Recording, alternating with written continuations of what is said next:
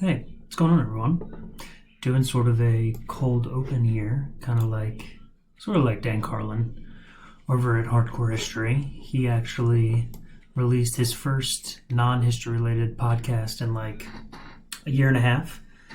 I was actually listening to some of the older podcasts that he has, and they're basically from what he calls a Martian perspective. I think it's a really interesting thing, and one of the reasons I love history is because people who study history, like historians or people who just in general, they have a different perspective on current events because they're looking at it through a different lens that simulate situations, not necessarily that are exactly the same as ours, but similar ones happen throughout history all the time. That's why people say history repeats itself. Certainly plenty of examples to go through when you're talking about a plague-like situation. Surprised Dan Carlin didn't go here, actually, but he was, you can always talk about the Black Plague, the Spanish flu, people related to when, soldiers went off for World War I or went home from World War I, and they brought with them a nasty virus, killed millions of people in the United States.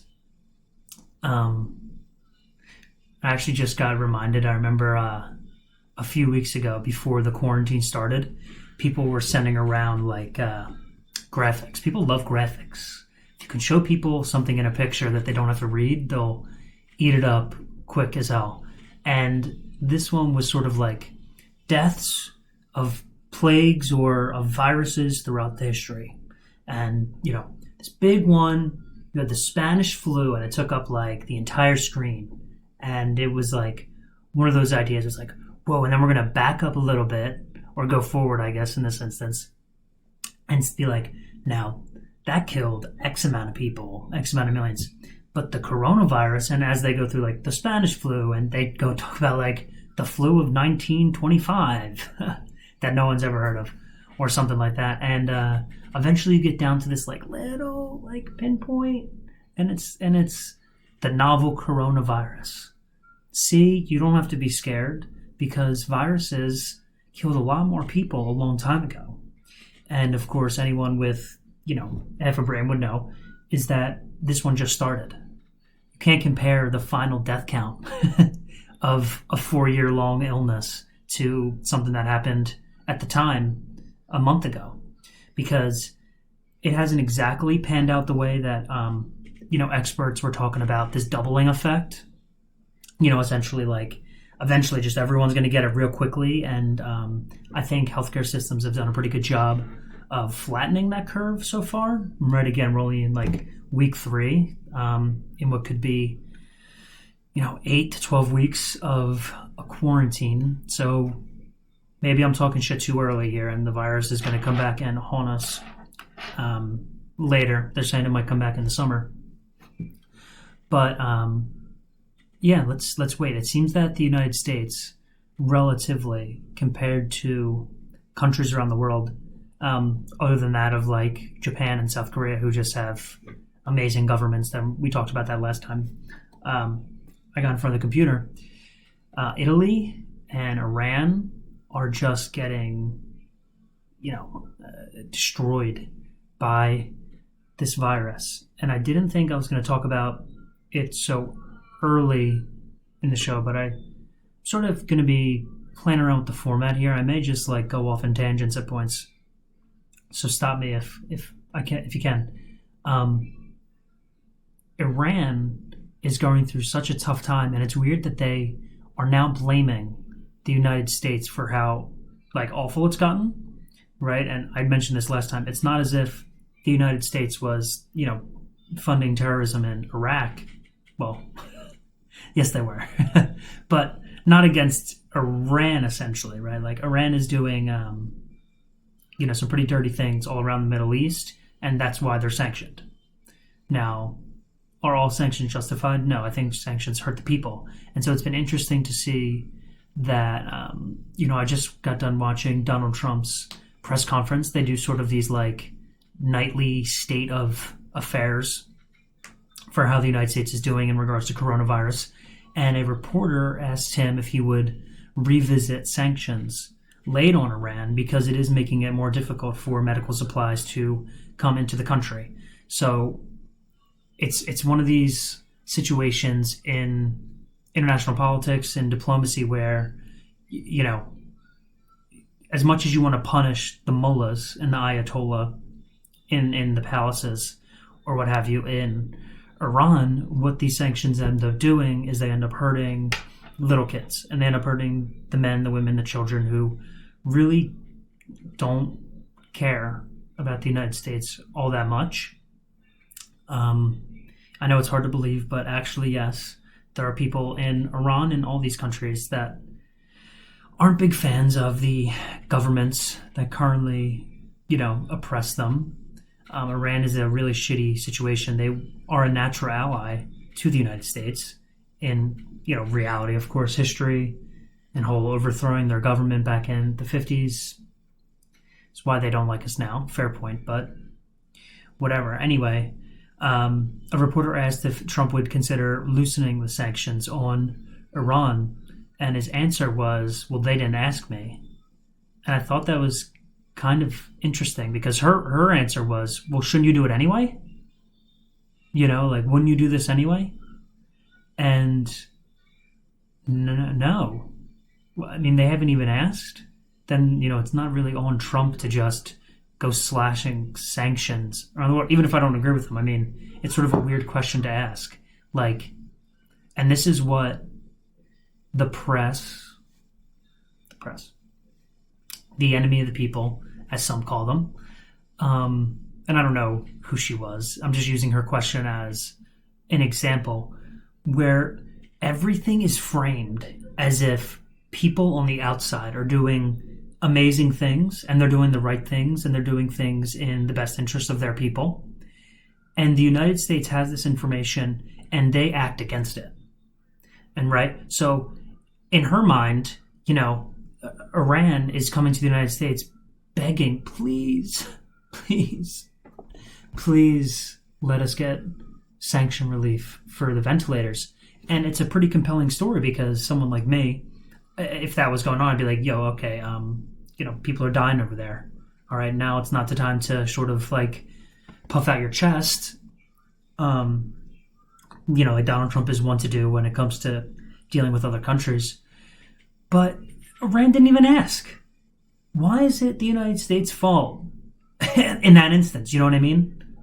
So, the press frames things in such a way, and I want to talk about it because they're continuing to do it with China in such a weird way that actually, confuses me. It makes no sense.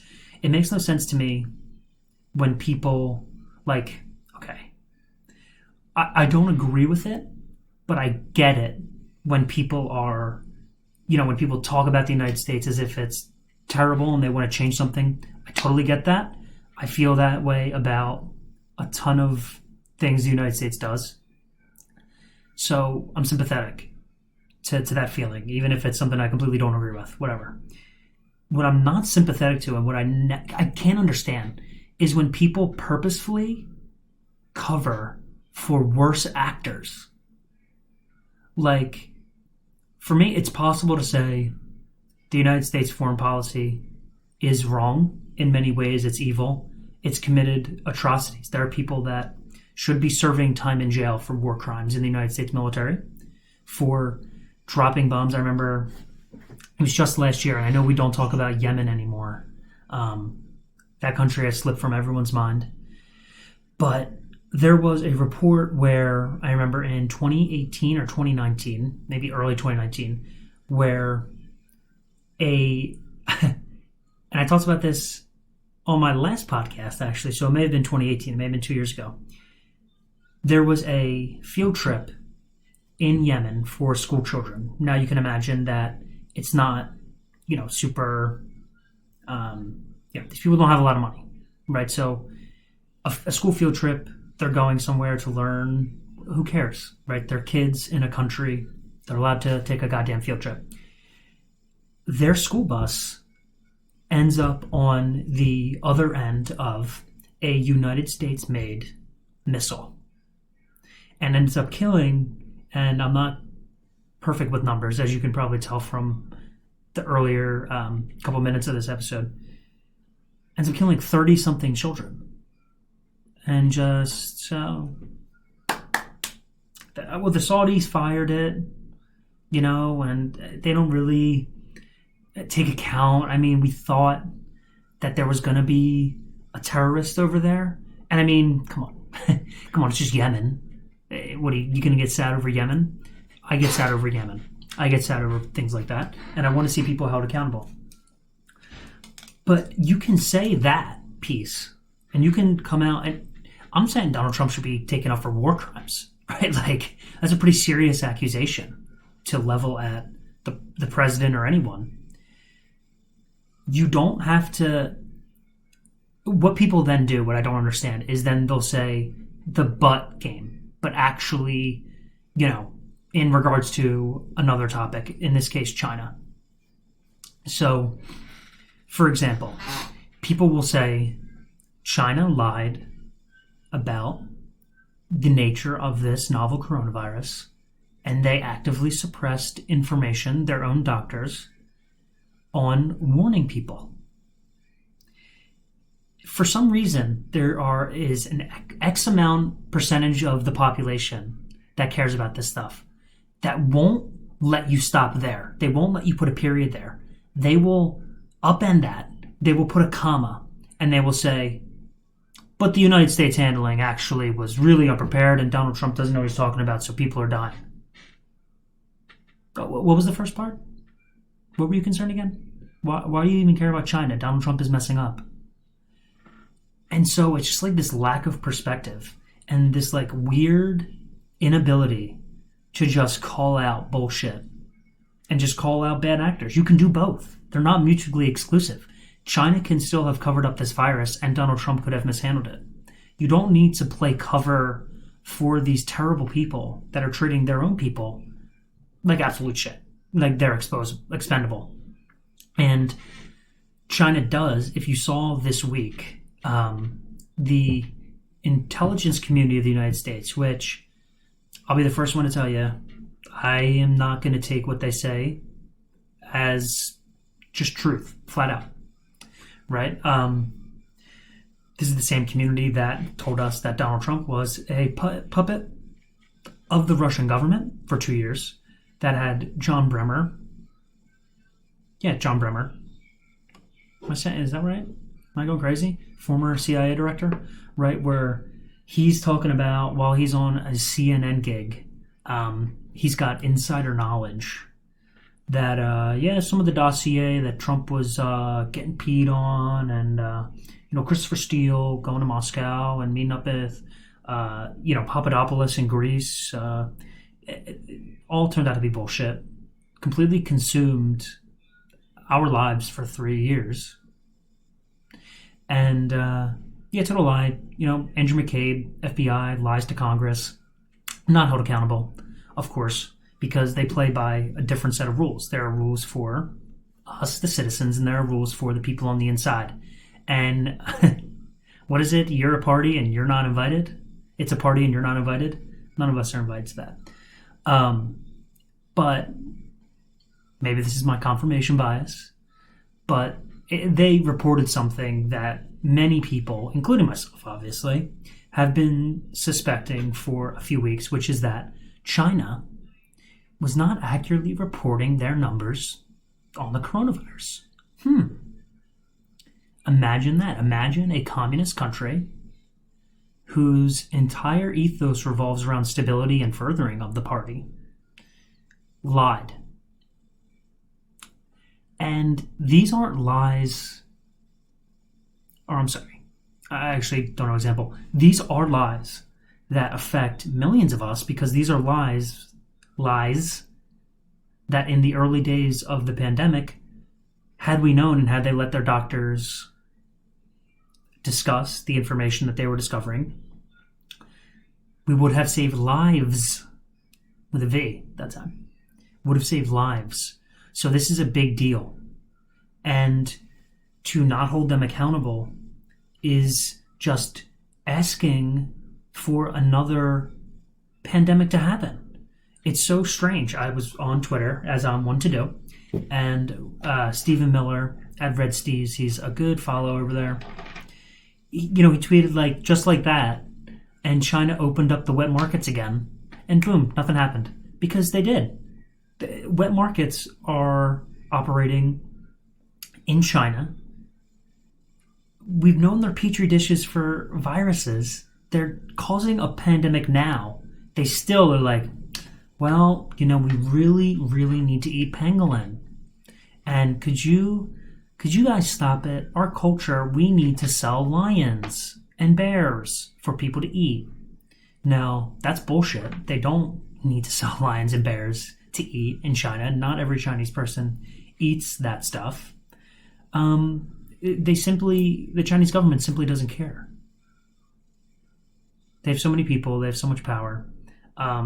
What was really eye-opening, though, this week in the news, and sorry about that, what I want to focus on is the relationship China has to the WHO.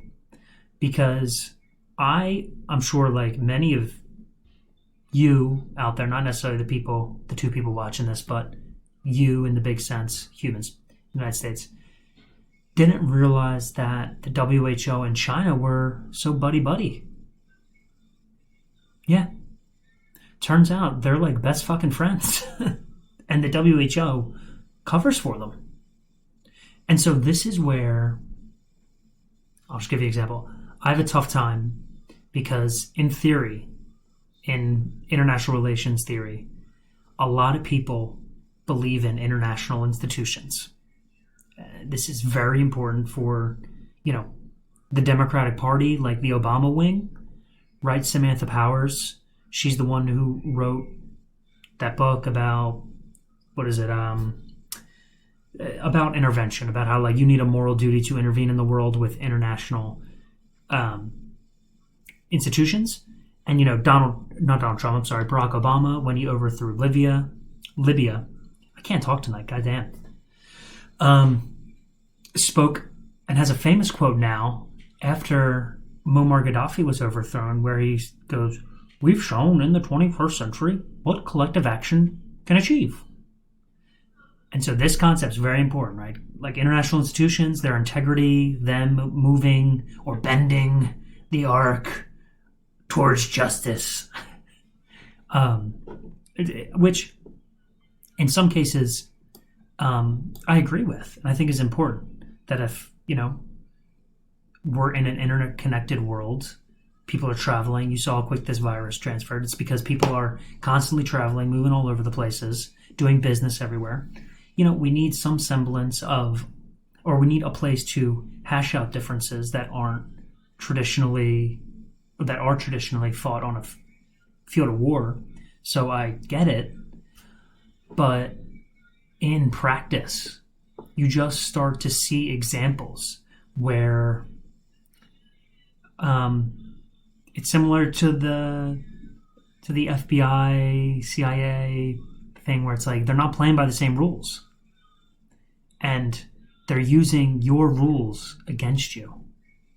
And that's why, people are realists, and people like George W. Bush, they don't give a shit about the UN. They don't care about the WHO. Trump doesn't care about international institutions because he says, why the hell are we paying for it?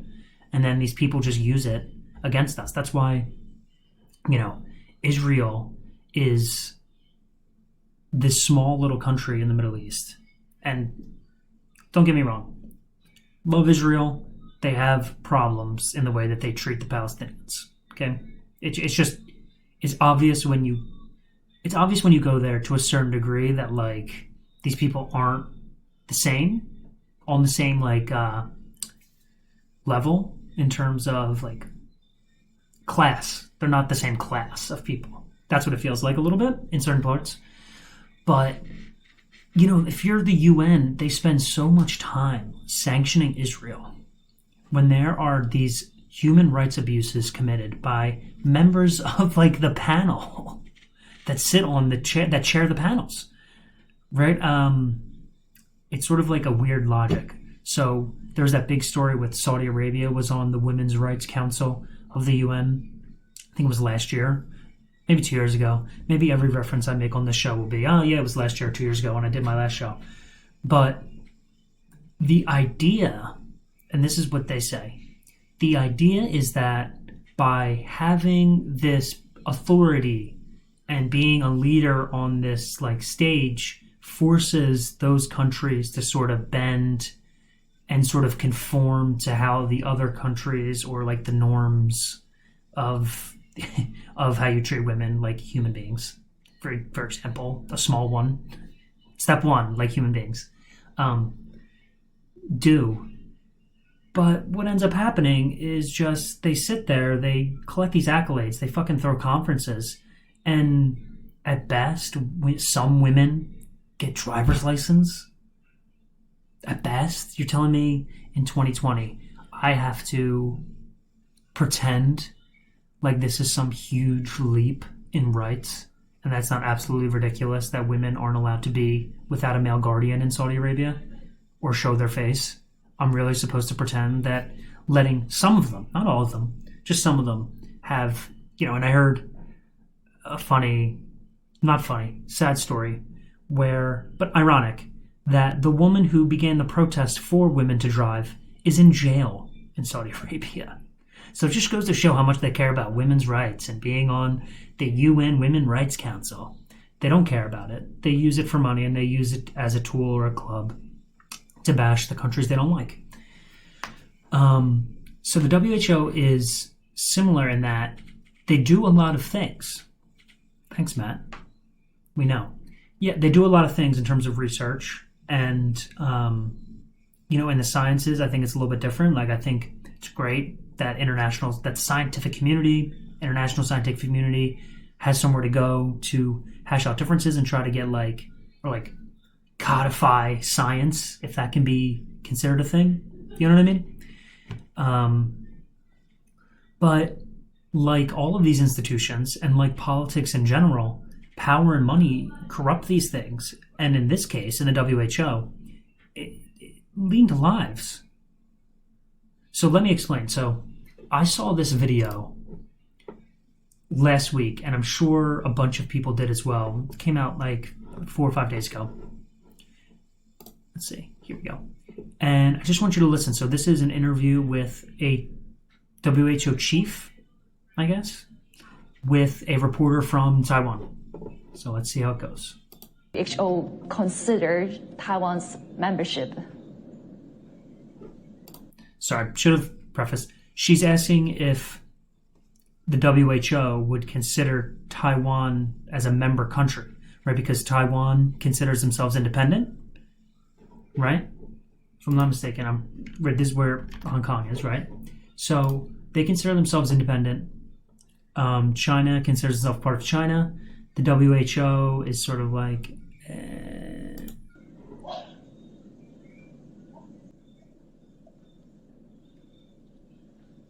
Hello? Sorry, I can't hear. I couldn't hear your question. Okay, yeah. Let me repeat the question. No, that's okay. Let's move to another one then.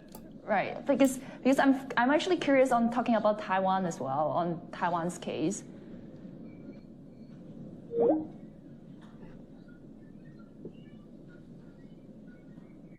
We decided to give Dr. Alward another call to follow up.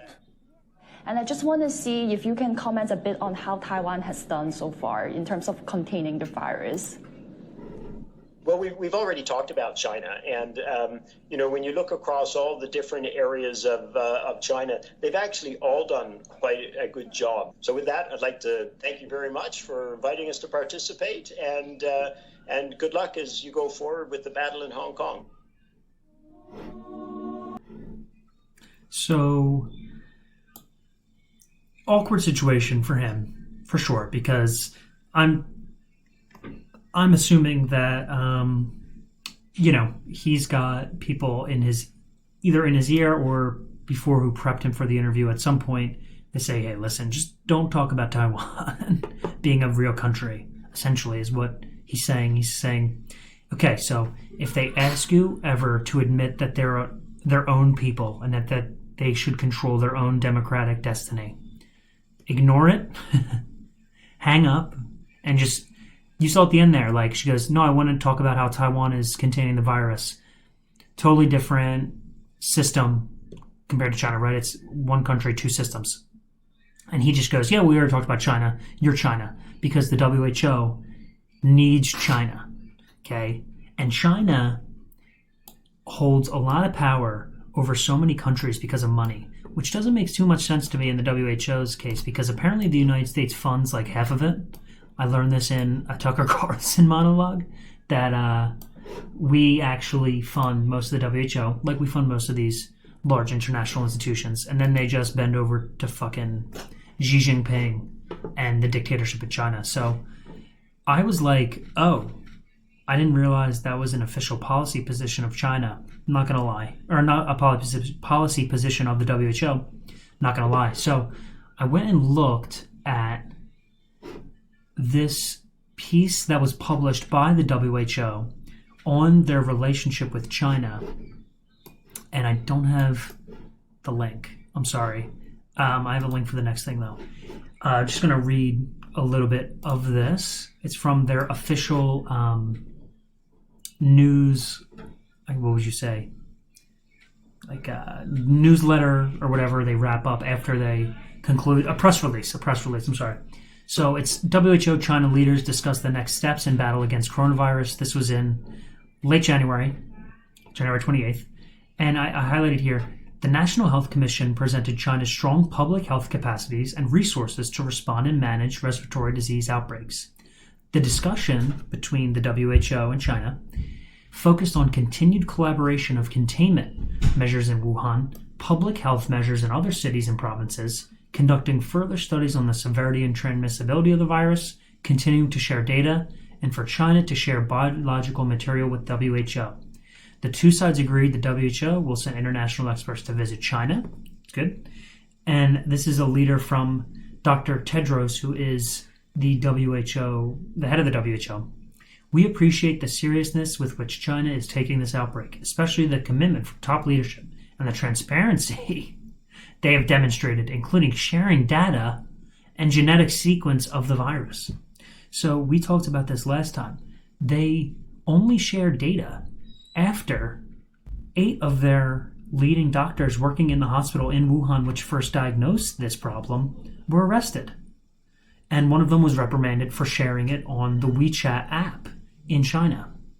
And so I sort of get, listen, okay, the head of an international organization, you're trying to work with people. You can't just be like me and just go, yo, China's Xi Jinping, fuck you, fuck the communist government. You guys are lying to us and you messed up. People are dying. You can't do that. But you know who can do that is Bradley Thayer and Lian Xiaohan, who wrote a great op-ed in The Hill. And I just want to read part of it here. So I didn't realize the relationship between China. They dug a little bit further into it. Still sort of surface level, but I think what you gain from this is, okay, something fishy's here. So the title of the piece for people who are just listening is China and the WHO's chief, hold them both accountable for pandemic. And so this is from last week. So the World Health Organization, the WHO, finally declared the coronavirus from China that rapidly spread across the world a pandemic. 150,000 cases globally, more than 5,700 deaths.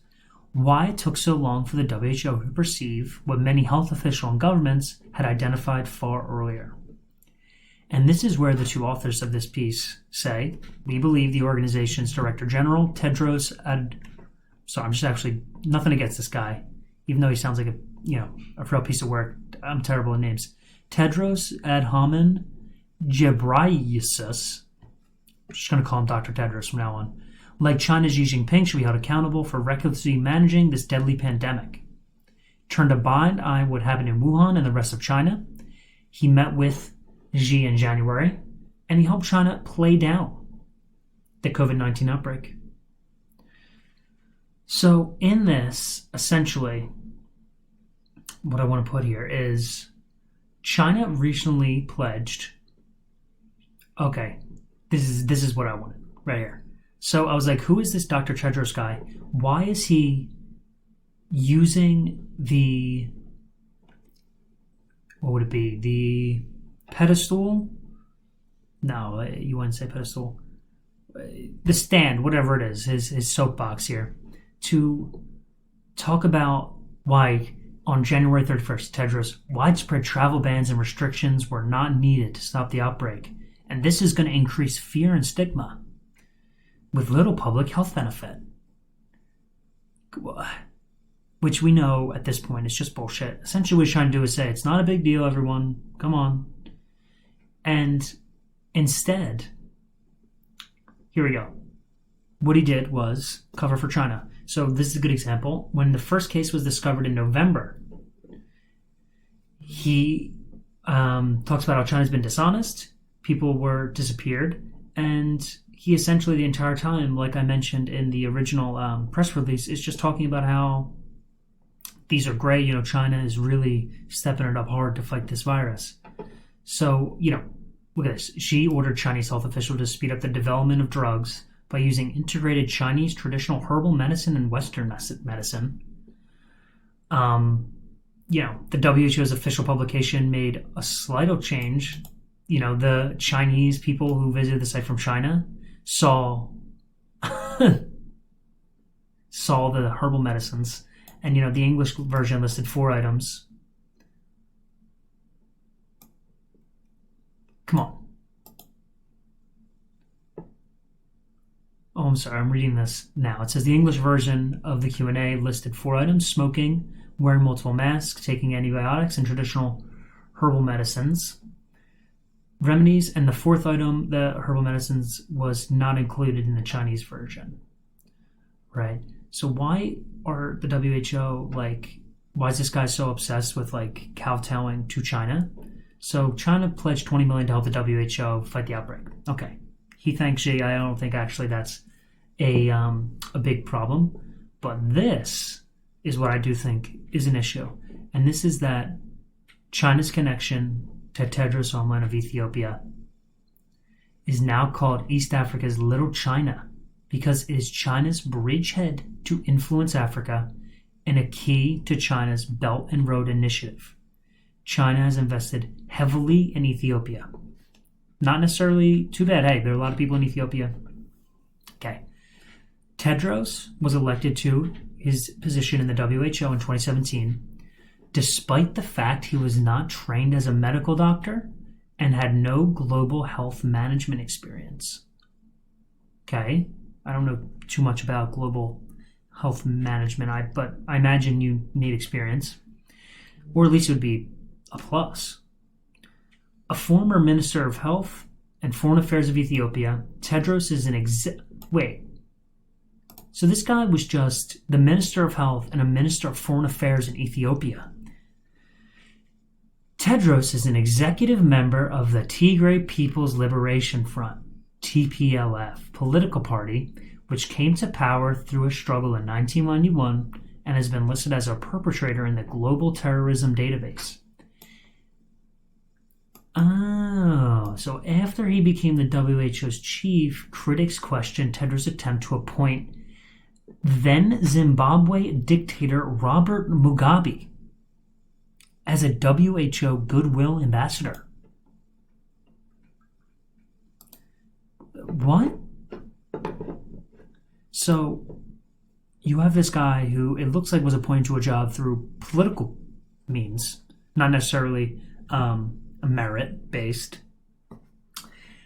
It just so happens to be in a country that is the spearhead or bridgehead, as they put it, more, better put, to China's Belt and Road Initiative, in which they're literally just trying to take over countries, essentially, by giving them money for infrastructure and trade and saying, oh, you can owe us later, it's fine.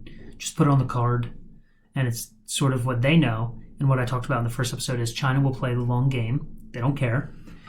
They know they're going to be in power, so they'll take 20-year bets. They don't give a shit. But this guy, was going to appoint Zimbabwe dictator Robert Mugabe, the guy who used to serve giraffe and shit in his mansions in poor Zimbabwe. Poor Zimbabwe, people starving. So, catch me a little dubious around the WHO. I don't trust that they have as great intentions in terms of like when it comes to framing the virus and how the mismanagement happened. I believe, obviously they don't want people to die and get sick, but come on.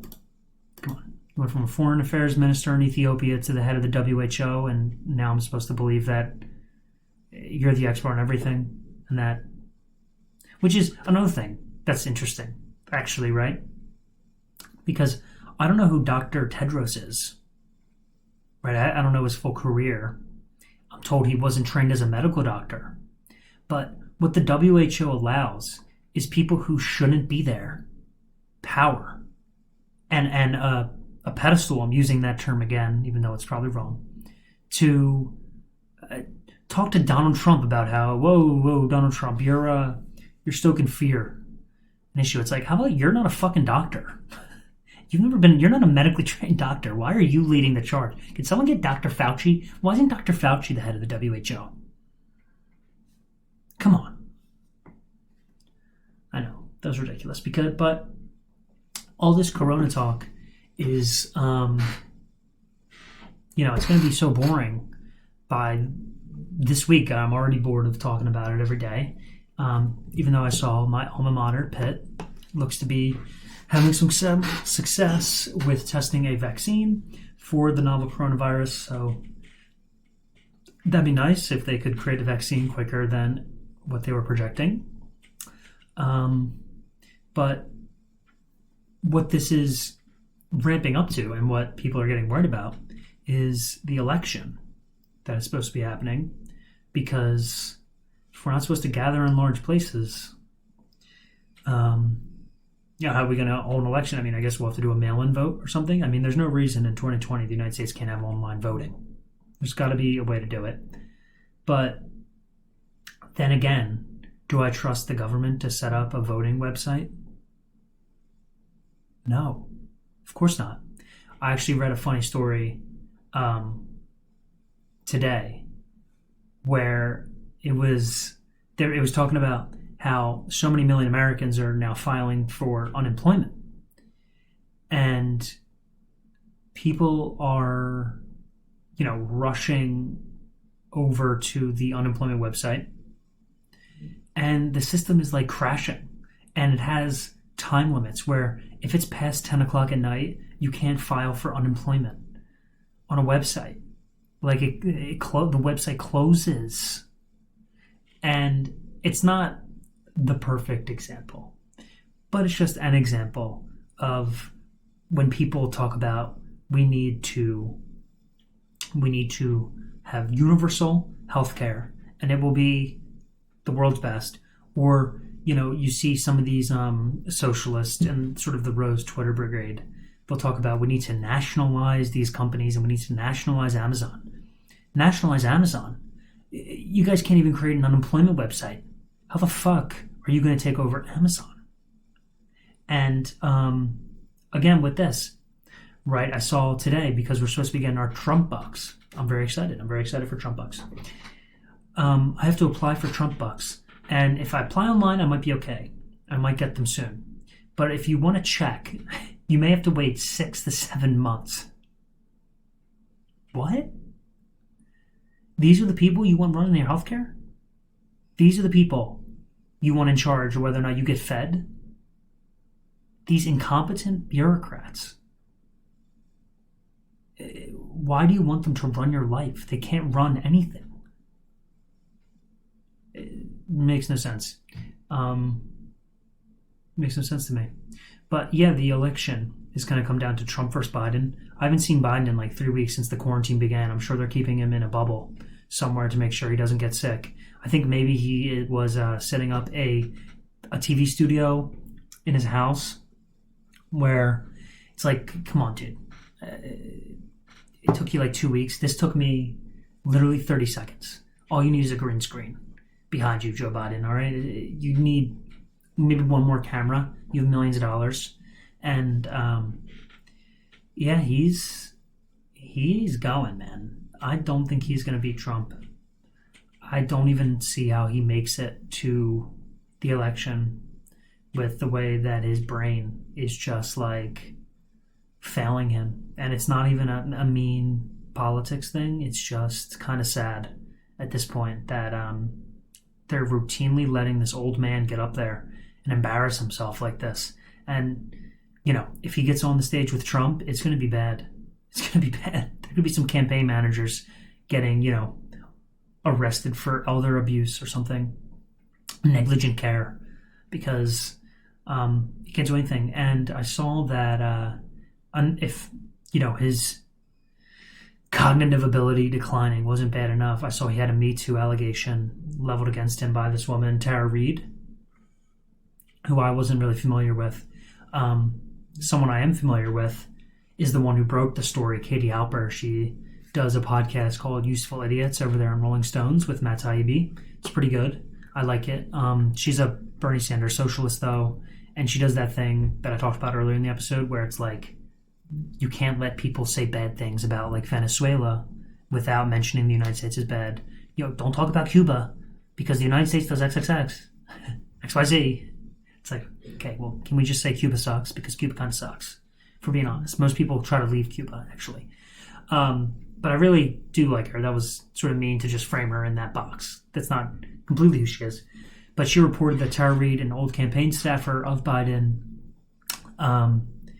back in, I should have been more prepared for this, I'm sorry, like early 2000s, maybe 2006 or something, at an event, like pushed her up against a wall and stuck his fingers in her, which is rape, obviously, right?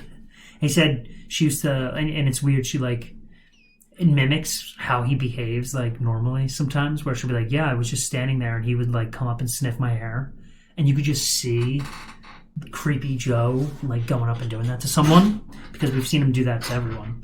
But the sexual assault part, obviously there was no witnesses. It was a long time ago. Apparently her story's changed.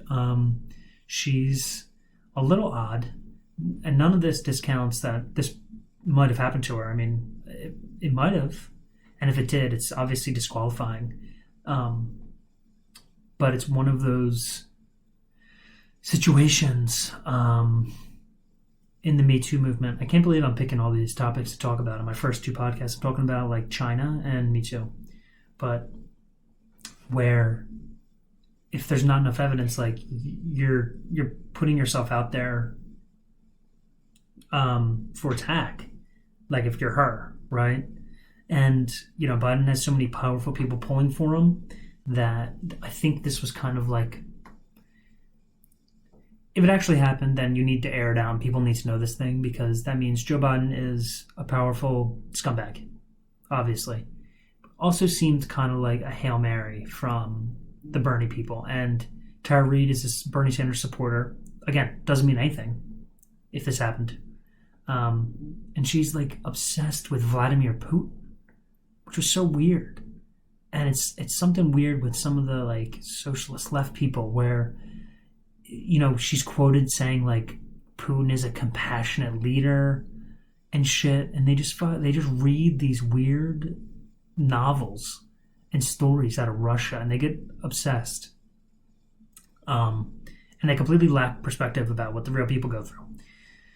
But I don't think it's going to tear Biden down. I think the only thing that tears Biden down is Joe Biden. I mean, I think he could win. But just like the general feeling in the United States is kind of up in the air, the feeling about the election is up in the air, because depending on how this pandemic goes, for Trump, it could be in his court. I mean, some people like the way he's handling it. I've seen some poll numbers trend positively, actually, between Democrats, Independents, and Republicans.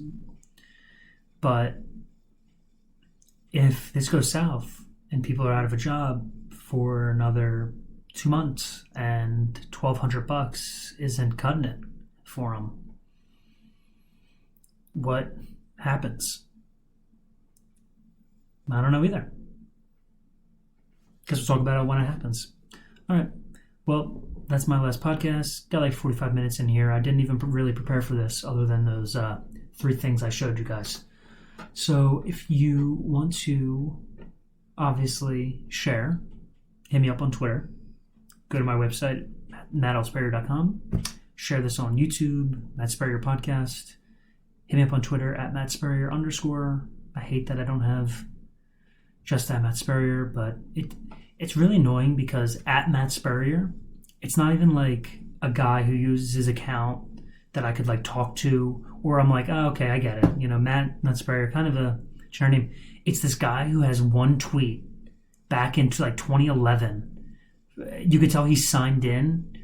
He like made an account to help his friend like win a contest or some shit, and he's never logged in again. So it's just like, took my name and it's taken forever. So we're gonna keep with Matt Spurrier _. Yeah. All right. Well, thanks. Anyone who's listening, appreciate it. Reach out to me. Let's talk sometime. Love y'all. Later.